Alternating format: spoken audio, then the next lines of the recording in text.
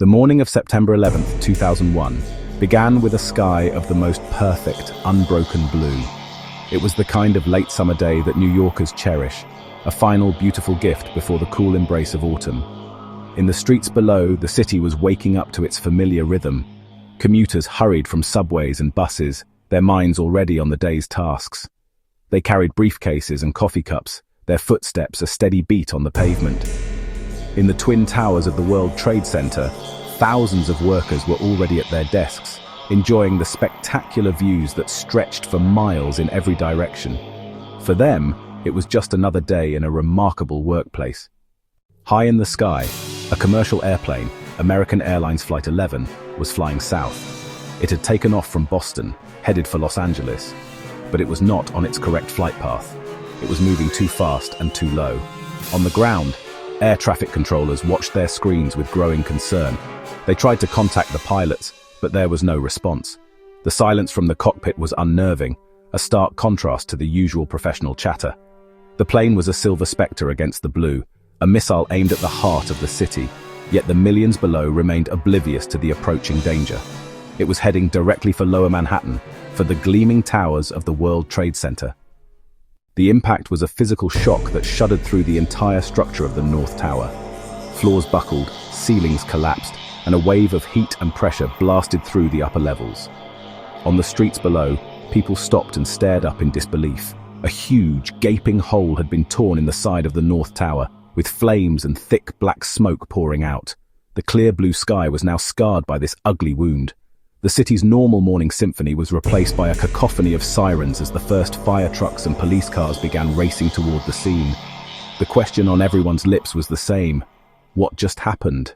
As the world watched the North Tower burn, a sense of collective shock began to set in. Then, the unthinkable happened. Another airplane appeared in the sky. It flew in from the south, banking sharply as it approached the World Trade Center complex. On the live television broadcasts, news cameras that had been focused on the North Tower panned to capture the second plane. For a few heart-stopping seconds, viewers around the world watched it fly closer and closer. This was no accident. The plane slammed into the South Tower with incredible force, creating a massive, brilliant fireball that erupted from the side of the building. With that second crash, all confusion vanished, replaced by a cold, sickening certainty. This was a deliberate attack. With both towers burning, a new kind of chaos descended upon New York. The immediate area around the World Trade Center was declared a frozen zone, and a massive evacuation began. Police officers yelled at people to move north, away from the towers. Communications were breaking down. Cell phone networks were overloaded as millions of people tried to call loved ones, desperate to hear a reassuring voice. The sheer number of calls jammed the circuits, leaving many in an agonizing state of uncertainty. Reports came in of a third plane hitting the Pentagon, the headquarters of the US military.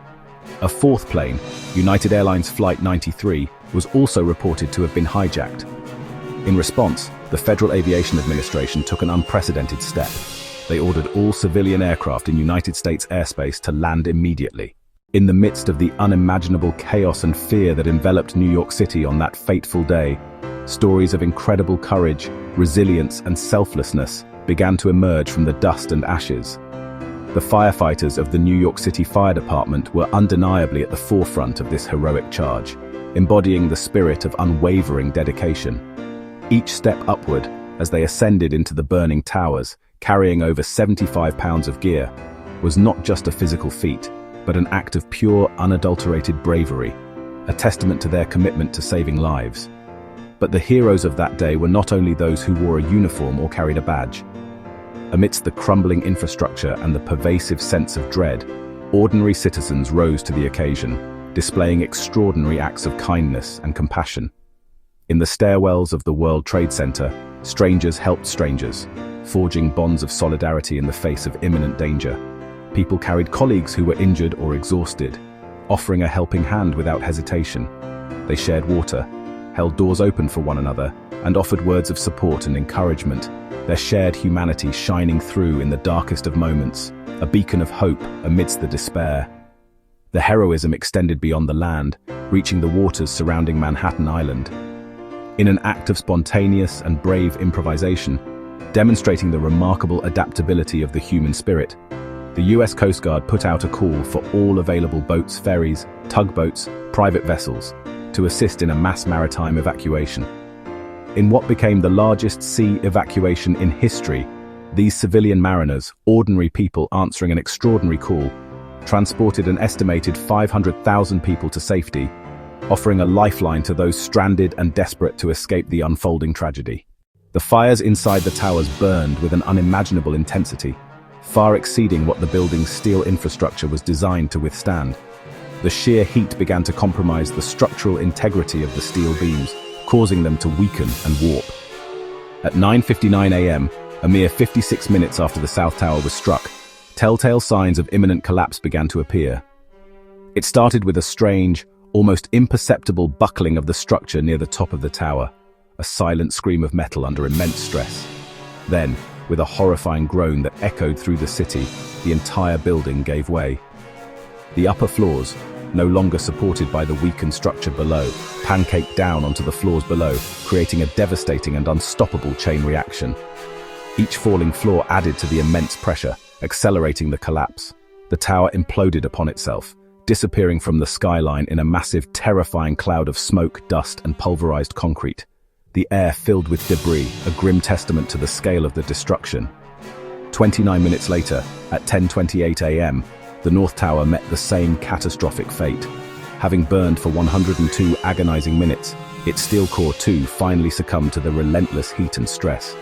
The Twin Towers, once a proud symbol that had defined the New York City skyline for nearly 3 decades, were suddenly no more. In their place was a vast, smoldering pile of twisted metal and concrete, a scene of unimaginable devastation at ground zero. The world watched in disbelief as an iconic landmark vanished before their eyes. The collapse of the towers sent a shockwave of grief and disbelief not just through New York, but across the entire planet. In cities and towns all over America, people gathered in stunned silence around television screens. The world watched alongside America, sharing in its horror and pain.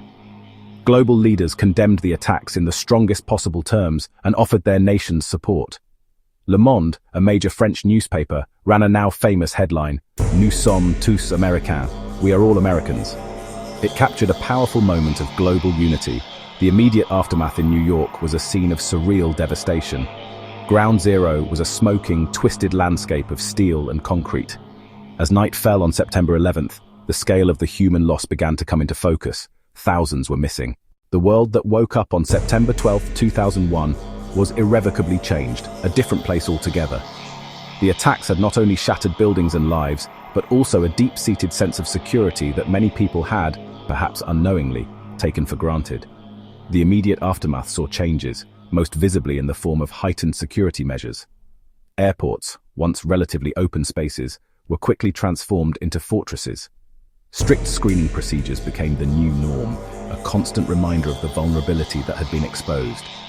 Lines grew longer, and the process of boarding a plane became a far more involved and often stressful experience. Yet, even amidst the fear, the uncertainty, and the potential for division, the aftermath of 9/11 also revealed a powerful and inspiring sense of community and resilience that perhaps had been dormant, waiting to be awakened. In New York City, the epicenter of the tragedy, and across the nation, people from all walks of life came together to support one another in ways both big and small. There was a renewed and profound appreciation for the bravery and selflessness of first responders, the firefighters, police officers, and paramedics who rushed into danger when everyone else was trying to escape. Years later, the legacy of 9/11 remains complex and multifaceted, a tapestry woven with threads of sorrow, resilience, and enduring hope. The rebuilt skyline of New York, now graced with the towering One World Trade Center at its heart, stands as a powerful symbol of defiance against terror and a solemn place of remembrance for those who were lost. The day changed the world in profound ways, exposing its vulnerabilities and forcing a reassessment of priorities. But it also illuminated humanity's capacity for courage, compassion, and the enduring will to rebuild, to remember the fallen, and to carry on in the face of unimaginable loss, ensuring that their stories and sacrifices are never forgotten.